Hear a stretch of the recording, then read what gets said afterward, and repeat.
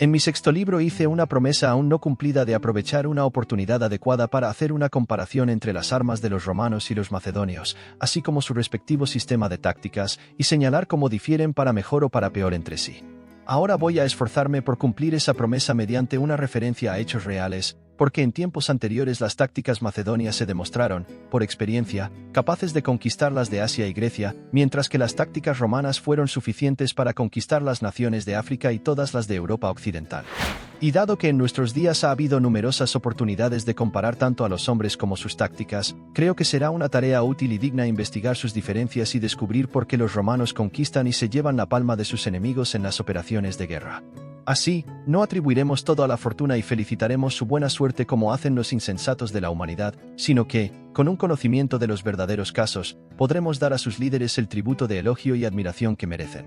Ahora, en cuanto a las batallas que los romanos libraron con Aníbal y las derrotas que sufrieron en ellas, no necesito decir más. No se debieron a sus armas o sus tácticas, sino a la habilidad y genio de Aníbal. Y estoy bastante claro en mi relato de estas batallas en sí mismas. Mi argumento es respaldado por dos hechos. Primero, por la conclusión de la guerra, ya que tan pronto como los romanos consiguieron un general de habilidad comparable a la de Aníbal, la victoria no tardó en seguir a sus estandartes. En segundo lugar, Aníbal mismo, insatisfecho con las armas originales de sus hombres y después de su primera victoria, equipó inmediatamente a sus tropas con las armas de los romanos, y continuó empleándolas desde entonces hasta el final. París, además, no solo se valió de las armas, sino también de las tropas de Italia, colocando alternativamente una manípulo de italianos y una compañía de su propia falange en sus batallas contra los romanos. Sin embargo, ni siquiera esto le permitió ganar las batallas, que de alguna manera u otra siempre fueron indecisas. Era necesario hablar primero sobre estos puntos para anticipar cualquier instancia que pudiera parecer ir en contra de mi teoría. Ahora volveré a mi comparación. Muchas consideraciones pueden convencernos fácilmente de que si la falange tiene su formación y fuerza adecuadas, nada puede resistirla cara a cara ni soportar su carga.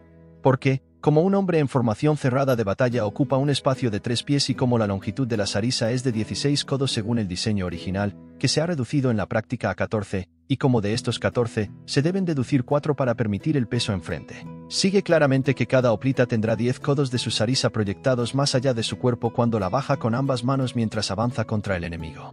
Por lo tanto, aunque los hombres de la segunda, tercera y cuarta fila tendrán sus sarisas proyectadas más allá de la fila delantera que los hombres de la quinta, incluso estos últimos tendrán 2 codos de sus sarisas más allá de la fila delantera.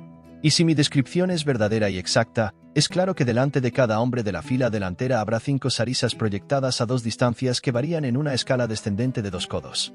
Con este punto en mente, no será difícil imaginar cuál es la apariencia y fuerza de toda la falange cuando, con las sarisas bajas, avanza al ataque. De estas 16 filas, todas las que están por encima de la quinta son incapaces de alcanzar con sus sarisas lo suficientemente lejos como para participar activamente en la lucha. Por lo tanto, no las bajan, sino que las mantienen con las puntas inclinadas hacia arriba sobre los hombros de las filas delante de ellos para proteger las cabezas de toda la falange, ya que las sarisas están tan juntas que repelen los proyectiles que han pasado por encima de las filas delanteras y podrían caer sobre las cabezas de los de atrás. Sin embargo, durante un avance, estas filas traseras presionan hacia adelante a los de adelante con el peso de sus cuerpos, haciendo que el ataque sea muy enérgico y al mismo tiempo imposibilitando que los de adelante se vuelvan. Tal es el arreglo general y detallado de la falange. Ahora queda por compararlo con las peculiaridades y características distintivas de las armas y tácticas romanas. Un soldado romano, también en armadura completa, requiere un espacio de 3 pies cuadrados, pero como su método de lucha permite el movimiento individual para cada hombre, ya que defiende su cuerpo con su escudo, que mueve hacia cualquier punto desde el que viene un golpe, y porque usa su espada tanto para cortar como para apuñalar. Es evidente que cada hombre debe tener un espacio claro y un intervalo de al menos 3 pies en los flancos y la retaguardia si va a hacer su deber con algún efecto.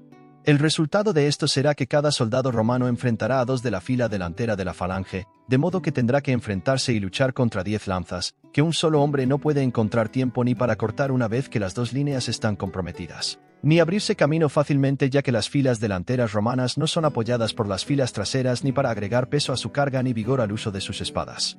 Por lo tanto, se puede entender fácilmente que, como dije antes, es imposible enfrentarse a una carga de la falange mientras conserve su formación y fuerza adecuadas. ¿Por qué entonces los romanos conquistan y qué es lo que trae desastre a aquellos que emplean la falange? justo porque la guerra está llena de incertidumbres tanto en tiempo como en lugar, mientras que hay un solo tiempo y un solo tipo de terreno en el cual una falange puede funcionar plenamente. Si hubiera algo que obligara al enemigo a adaptarse al tiempo y lugar de la falange al enfrentarse en una batalla general, sería natural esperar que aquellos que emplean la falange siempre se llevaran la victoria. Pero si el enemigo encuentra posible y aún fácil evitar su ataque, ¿qué sucede entonces con su carácter formidable?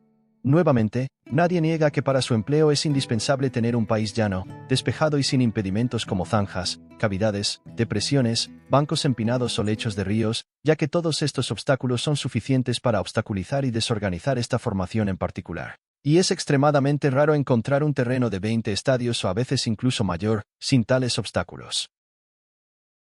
Todos también admitirán, sin embargo, que supongamos que se ha encontrado un distrito así. Si el enemigo se niega a bajar a él, sino que atraviesa el país saqueando las ciudades y territorios de los aliados, ¿para qué servirá entonces la falange? Porque si se queda en el terreno adecuado para sí misma, no solo no beneficiará a sus amigos, sino que será incapaz incluso de preservarse a sí misma, ya que el transporte de provisiones será fácilmente detenido por el enemigo al tener posesión indiscutida del país. Mientras tanto, si abandona su terreno adecuado con el deseo de golpear un golpe, será presa fácil del enemigo. Incluso si un general desciende a la llanura y aún así no arriesga todo su ejército en una carga de la falange o en una oportunidad, sino que maniobra por un tiempo para evitar llegar a un contacto cercano en el compromiso, es fácil aprender cuál será el resultado por lo que los romanos están haciendo ahora mismo. Los romanos no intentan entonces extender su frente para igualar al de la falange y luego cargar directamente sobre ella con toda su fuerza, sino que algunas de sus divisiones se mantienen en reserva mientras que otras entran en batalla con el enemigo a corta distancia.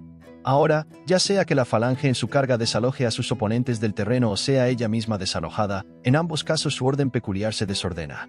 Ya sea que sigan al enemigo en retirada o huyan del enemigo que avanza, abandonan al resto de sus fuerzas, y cuando esto sucede, las reservas del enemigo pueden ocupar el espacio dejado y el terreno que la falange había estado ocupando recientemente, y ya no las enfrentan cara a cara, sino que caen sobre ellos por su flanco y retaguardia.